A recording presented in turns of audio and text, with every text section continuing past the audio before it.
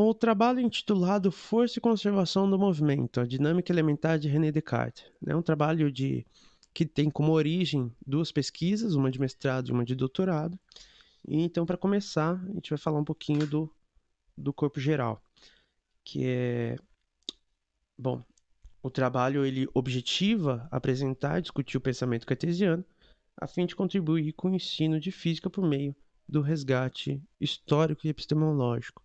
Né? É uma pesquisa qualitativa do tipo documental, por isso a gente usou fonte primária e secundária, né?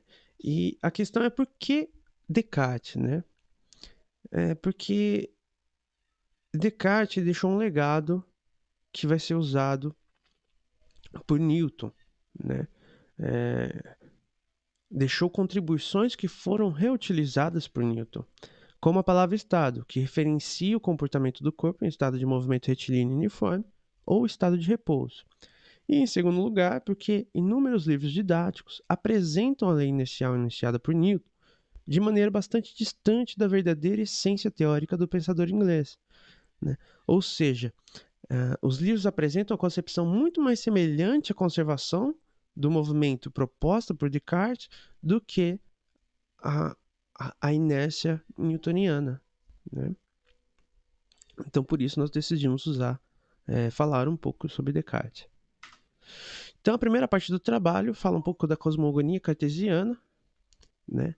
Começando ali pelo universo, porque Descartes rompe com a ideia aristotélica e brunista de um universo infinito no tempo.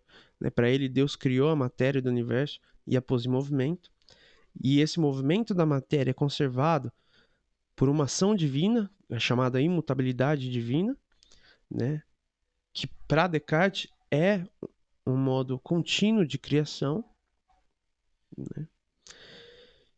Também a gente fala um pouquinho sobre os elementos, né, como é que eles se comportam, como é que eles se estruturam e dão origem ao universo proposto por Descartes, e também a união da física, né, das físicas terrestre e celeste em um conjunto diferente. Né, de acordo com Jamer, Descartes tentou desenvolver um esquema conceitual que buscava unir a gravitação terrestre e o movimento cósmico dos planetas, movendo-se uma espécie de vórtice solar, daí a teoria dos vórtices. Né? Então, só para ter uma noçãozinha, coloquei aqui na apresentação um trechinho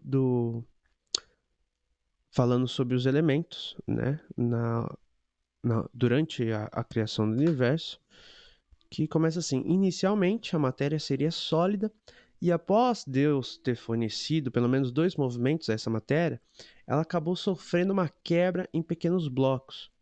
Um desses movimentos seria interno, de rotação de cada pedaço em torno de si próprio, que resultaria em uma fragmentação em pedaços cada vez menores da matéria sólida, produzindo uma espécie de pó, que preencheria todos os espaços entre as partículas maiores. O segundo referia-se a um movimento de rotação de diferentes grupos de partículas arredondadas em torno de um centro comum. Né? Então, só para ter ideia como Descartes discutia aí a criação do universo mecanicamente em relação aos elementos, né? À matéria. Bom, e a segunda parte do trabalho trata-se da dinâmica cartesiana, né, dos corpos, onde Descartes vai enunciar as leis da natureza que, porventura, são muito semelhantes à primeira lei de Newton, que é a lei inercial. Né? Ele vai acrescentar também a concepção de mudança de status, né, essa palavra-chave que Newton vai adotar também, né, que faz referência a estado de movimento retilíneo uniforme ou estado de repouso. Vai romper com a inércia circular. Né? A inércia circular foi nomeada assim pelo Feyerabend, né, para referenciar a conservação do movimento de forma circular que foi adotada por Galileu. né? Então, o Descartes vai falar que não é circular, ela é linear. E aqui do lado direito a gente tem a imagem de uma funda, né? Que mesmo que o movimento seja circular, quando você solta uma funda ou um objeto que está rodando, ele vai seguir uma trajetória linear, né? E um outro ponto, esse sem ímpetos e sem vis incita, por quê? Porque a conservação do movimento para Descartes tem causa divina, né? É porque Deus quis. Enquanto para Newton, ele tem uma espécie de ímpetus, que é a vis incita, né? A vis incita ou força inata da matéria. Então, para Newton, a concepção newtoniana ela é muito mais próxima de uma concepção medieval, né? Que seria o ímpetus de Jean Buridan, né?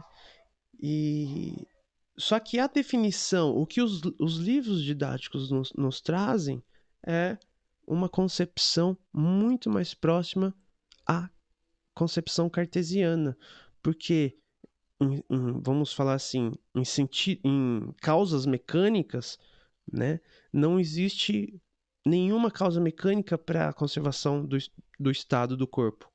Enquanto para Newton, a causa mecânica é uma força intrínseca ao corpo, né, do próprio corpo. Então, aqui a gente trouxe algumas citações. A primeira lei e a segunda lei de Descartes, né, que é basicamente a lei de conservação. A primeira lei, então, cada coisa permanece no seu estado, de nada o alterar. Assim, aquilo que uma vez foi posto em movimento continuará sempre em mover-se. E a segunda, com relação à trajetória, que todo corpo que se move tende a continuar o seu movimento em linha reta, né? E também trouxemos a definição 3 ali do livro do Princípio, do Newton, que fala sobre a visicita, né? Ou força inata da matéria, é um poder de resistir através do qual todo o corpo, no que depende dele, mantém seu estado presente, seja ele de repouso ou de movimento uniforme em linha reta, né? Então, basicamente, nosso trabalho tem esse conjunto de discussões, né? E nas considerações finais, nós tentamos mostrar a não linearidade da ciência, né, por meio dessa pesquisa, né, como um resgate ali, uma evocação do ímpetus medieval, né, na teoria newtoniana, os equívocos didáticos justamente na aproximação maior em Descartes do que em relação a Newton, né, falando acerca da conservação do movimento, né, e lógico com salientando sempre como plano de fundo a importância da leitura, principalmente de fontes primárias, onde a gente pode descobrir, né, essas questões, encontrar essas nuances aí, essas diferenças de concepções, né? E principalmente porque na física a gente está muito acostumado a responder como as coisas acontecem e acabamos esquecendo muitas vezes do porquê elas acontecem, né? Então, tá aí uma importância secundária do nosso trabalho, né? Essas são algumas referências que a gente usou aqui na apresentação e muito obrigado.